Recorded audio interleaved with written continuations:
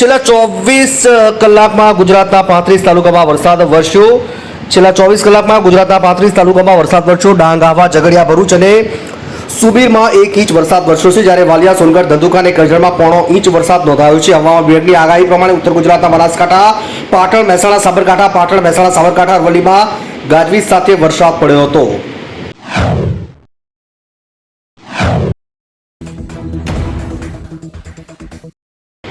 વડોદરામાં નશામાં ધૂત કાર ચાલકે 3 વાહનોની લીધા અડફેટે, 3 લોકો ઇજાગ્રસ્ત। વડોદરામાં ગોત્રી હરિનગર બ્રિજ પાસે દારૂના નશામાં કાર ચાલકે 3 વાહન ચાલકોને અડફેટે લેતા એક યુવતી, એક યુવક અને રિક્ષા ચાલકને ઈજા પહોંચી છે। લોકોએ કાર ચાલકને ઝડપી પાડ્યો અને માર માર્યો, તેને પોલીસને સોંપી દીધો। કારમાંથી બીયરની બોટલો મળી આવી। પોલીસે કાર ચાલક અને યુવક સામે ગુનો નોંધીને તપાસ શરૂ કરી છે।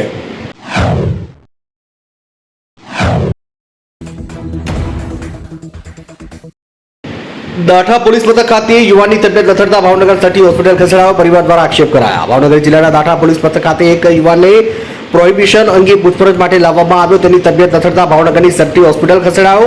બનાવ અંગે પોલીસ દ્વારા તબિયત લથડતા હોસ્પિટલ લવાયાનું જણાવ્યું, જ્યારે પરિવારજનો દ્વારા યુવાનને માર મરાયો હોવાના આક્ષેપ કરાયા। હાલ યુવાન સારવાર હેઠળ છે, જ્યારે બનાવની મામલે પોલીસે આગળની તપાસ હાથ ધરી છે।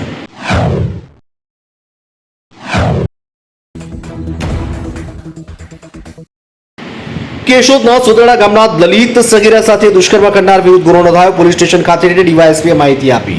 કેશોદના સુદરડા ગામની દલિત સગીરા સાથે દુષ્કર્મ આચરણ નરાધમ વિરુદ્ધ કેશોદ પોલીસ સ્ટેશનમાં સગીરના પરિવારજનોએ ફરિયાદ નોંધાવતા કેશોદ પોલીસ વિભાગના ડીવાયએસપી બીસી ઠક્કર અને પોલીસ ઇન્સ્પેક્ટર પીએ જાદવ દ્વારા કેશોદના ગૌરવ ઉર્ફે કાણો વાણંદ વિરુદ્ધ એટ્રોસિટી અને પોક્સો હેઠળ કેશોદ પોલીસે ગુનો નોંધી આગળની તપાસ કેશોદ પોલીસ વિભાગના ડીવાયએસપી બીસી ઠક્કર દ્વારા કરવામાં આવી રહી છે।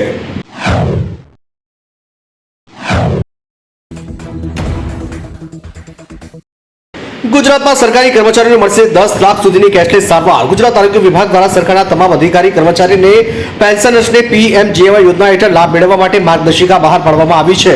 પીએમજીએવાય યોજના અંતર્ગત જી કેટેગરીના કાર્ડ દ્વારા તમામ કર્મીઓને કુટુંબ દીઠ 10 લાખ સુધીની કેશલેસ સારવાર મળશે।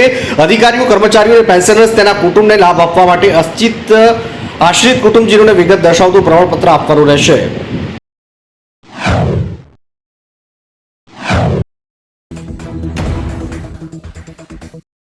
ભાવનગર જિલ્લાનું ગોગા ગામ એટલે 48 ગામડાનો માલિક છતાં ગોગા ગામની અંદર લોકોને અનેક મુશ્કેલીઓ કરવો પડે છે સામનો। ભાવનગર જિલ્લાનું ગોગા ગામ એટલે 48 ગામડાના માલિક છતાં ગોગા ગામની અંદર લોકોને અનેક મુશ્કેલીઓનો સામનો કરવો પડ્યો છે। સામનો ગોગામાં ફરી એકવાર લોકોના ઘરોમાં પાણી ફરી વળ્યા। હજી પણ તંત્ર ઘોર નિંદ્રામાં છે। ઘોર નિંદ્રામાં સૂતેલા તંત્ર ગોગા ગામની જનતા જવાબ દેવા માટે તૈયાર થશે। દરિયાના પાણી ગામમાં ન ઘૂસી જાય તે માટે બનાવવામાં આવેલ પ્રોટેક્શન દીવાન ઘણા લાંબા સમયથી તૂટી જતા અનેક વિસ્તારોમાં પાણી ફરી વળ્યા છે।